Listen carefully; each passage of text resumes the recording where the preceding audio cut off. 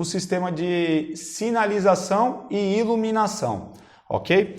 Então a bateria vai ser carregada pelo nosso alternador e o alternador, além de recarregar a bateria, ele vai ter que alimentar o sistema de sinalização e iluminação, ok?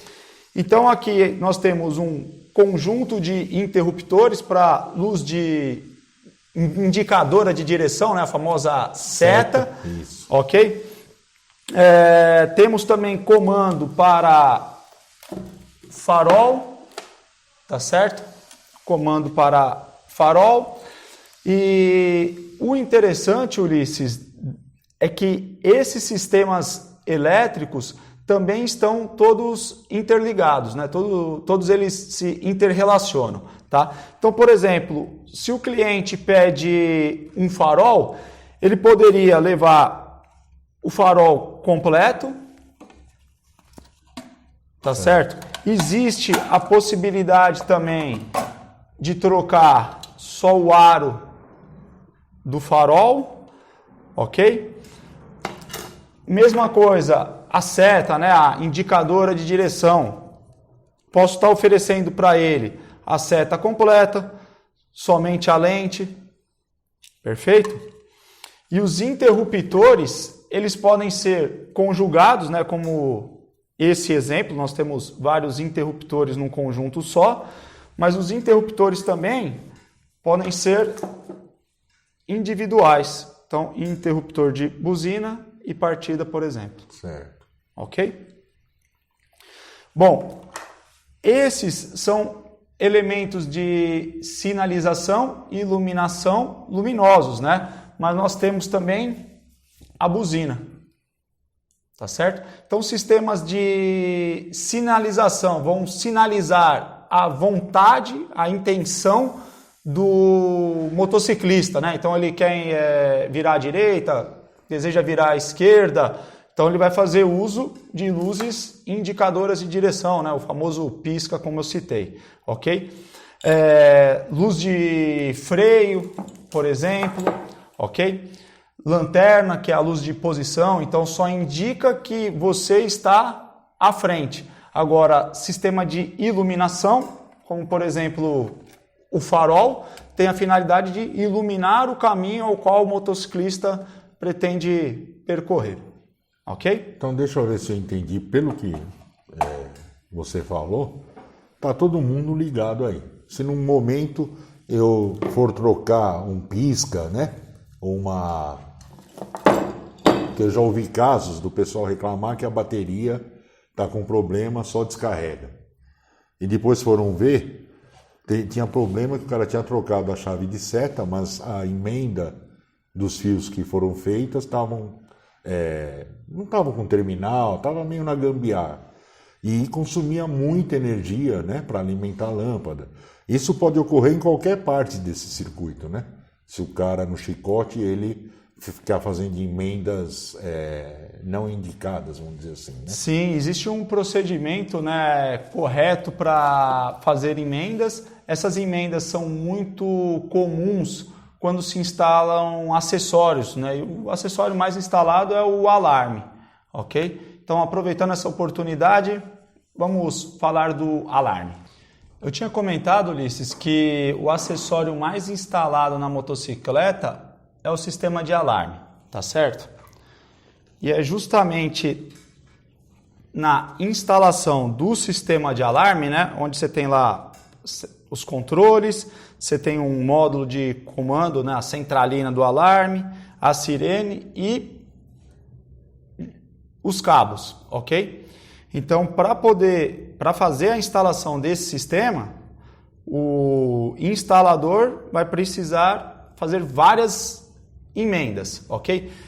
É importante essas emendas serem soldadas e perfeitamente isoladas, tá? Então, aquela situação de torcer a ponta dos cabos somente não é o ideal, né? Precisa que essa emenda seja soldada para garantir uma boa ligação elétrica e resistência mecânica.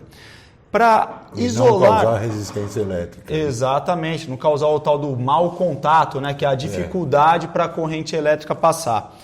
Essa isolação pode ser feita através de fita isolante, tá certo? Ou desse espaguete termorretrátil, ok? Então, o eletricista, né, o instalador, corta um pedaço desse espaguete, insere o fio por dentro dele, executa a emenda, depois ele traz esse espaguete sobre a emenda e uma vez que ele é aquecido, esse diâmetro dele aqui é diminuído, ele contrai, retrai, daí o nome, né? Termo, temperatura, retrátil, então ele se retrai pela temperatura. Isso é o ideal para poder fazer essa instalação. Então, naquele momento que o cliente solicita um kit de alarme, eu posso estar oferecendo para ele o termo retrátil, posso oferecer a fita isolante, essa sirene, o módulo precisa ficar inserido em algum lugar na motocicleta, não pode ficar solto, porque senão ele vai gerar ruído, ele fica batendo, se danifica, né? Então eu posso oferecer também essa espuma, certo? O eletricista vai envolver os componentes com essa espuma e com isso reduzir, né, o impacto com o que tiver ao redor e com isso reduzir o ruído, tá certo? Dependendo do que for instalado, pode-se usar também fita dupla face. Se o componente requer um fusível de proteção, eu posso oferecer para ele também porta fusível de vidro ou de lâmina, ok? Bem como os próprios fusíveis, tá? Esses fusíveis você pode perceber que possuem cores diferentes, certo? A cor significa justamente a capacidade do fusível, tá certo? Então, eu tenho, por exemplo, o fusível vermelho, é de 10 amperes. Quando a corrente elétrica chegar nesse valor de 10 amperes, ele queima e impede a circulação de corrente. Com isso, ele protege o sistema elétrico. Perfeito? Então, eu não posso substituir um fusível de 10 por um de 15, como muitas pessoas pensam aí fora, né? Ah, queimou um de 10 amperes, eu vou colocar um de 15, porque ele vai resistir mais. De fato, vai precisar de uma corrente maior para ele queimar. Só que com isso, você expõe ao risco, né, todo o circuito. O circuito, exatamente. Outra coisa, Ulisses, para poder organizar esse conjunto de cabos, o instalador pode fazer uso desse tubo condutor, ok? Então esse tubo ele tem uma abertura, fica fácil de eu colocar os cabos dentro dele e ele mantém todos os cabos juntos e protegido do que tiver ao redor. Evitando choques, rompimentos. Exatamente. Perfeito? Quanto às lâmpadas, Ulisses, existe uma enorme diversidade. Nós temos lâmpadas de potência mais baixa, lâmpada de potências mais elevadas, lâmpadas para sistemas de sinalização, lâmpadas para sistema de iluminação. Então eu poderia ter uma lente na cor âmbar, e a lâmpada transparente, mas poderia ter aqui uma lente transparente e a lâmpada na cor âmbar, ok? Então o que vai diferenciar as lâmpadas é a aplicação, se é sistema de sinalização ou iluminação, é a cor do bulbo da lâmpada, tá certo? E a potência. Essa aqui no caso é uma lâmpada para farol. Bom, então do jeito que você explicou quanto à potência das lâmpadas, eu tenho que ver a aplicação também correta delas, né? Exatamente. Porque senão eu vou ter um circuito que é projetado para determinado consumo e se eu pôr lâmpadas mais potentes eu vou estar ultrapassando isso, aí causando vários inconvenientes, como uma bateria sempre descarregada. Exato. Por exemplo, eu quero maior potência de iluminação. Aí substitui uma lâmpada que seria de 50 watts por uma de 100 watts. Qual é o problema disso? Danificar o sistema elétrico, porque você vai ter um consumo de corrente maior. Então, o primeiro a sofrer com isso é o fusível, ok? Queimou o fusível, troco. Queimou o fusível. Ah, então esse de 10 ampere tá fraco, vamos colocar um de 30 ampere. Aí derrete o chicote. E aí derrete o chicote elétrico. Os cabos superaquecem e derretem.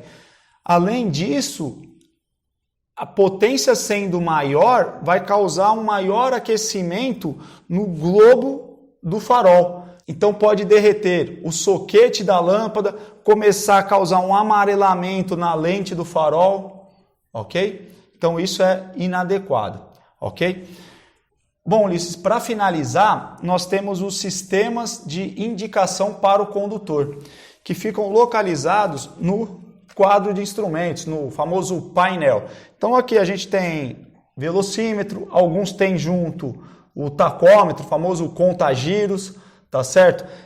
Tem o marcador de combustível, tem o lâmpada indicadora de ponto neutro, indicadora de farol alto, tá certo? Então, o cliente ele pode estar trocando, ele pode trocar o painel completo, ele pode trocar apenas as carcaças, né? Então aqui a gente tem as duas peças que compõem o painel, ou só a carcaça frontal do painel. Perfeito? Certo. Bom, para eu ter esses medidores, eu preciso de sensores, tá? Então eu peguei como exemplo a boia de nível, ok? Então o cliente quer uma boia de nível. Poxa, a boia de nível vai enviar um sinal elétrico para o painel para que o marcador indique o nível de combustível.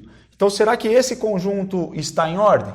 Será que as lâmpadas do painel estão em ordem? Se é compatível com aquele... Se é compatível com aquela boia. Então, uma vez que um cliente solicita algum sensor ou algo relacionado ao medidor, eu ofereço o oposto, né? Ele me pediu uma boia, eu ofereço para ele o painel. Ou eu questiono, poxa, mas e o marcador no painel? Ele está correto? Ele está em ordem? As lâmpadas do painel, certo? Então, normalmente, quando nós fazemos na oficina uma manutenção nos sistemas elétricos, é interessante estar verificando tudo, né? Se as lâmpadas estão acendendo, se estão funcionando, se os fusíveis estão instalados, se não tem fusível queimado. Então, o interessante de todos esses sistemas elétricos abordados é que todos se interrelacionam. Então é sempre interessante oferecer materiais de consumo, como fusíveis, lâmpadas, fita isolante. Nós temos também para a manutenção o limpa-contato, tá certo? Por conta dessas oxidações que nós temos nos conectores e tudo mais. Então posso estar oferecendo também o limpa-contato. Perfeito? Também. Dúvidas, meu amigo? Não, perfeito. Consegui entender bem o sistema elétrico ainda. Bastante coisa, né? Sim, então, o sim. sistema elétrico, como nós vimos, é composto por vários sistemas e que estão sempre interrelacionados. Espero que vocês tenham gostado desse módulo e que não deixem de assistir os próximos.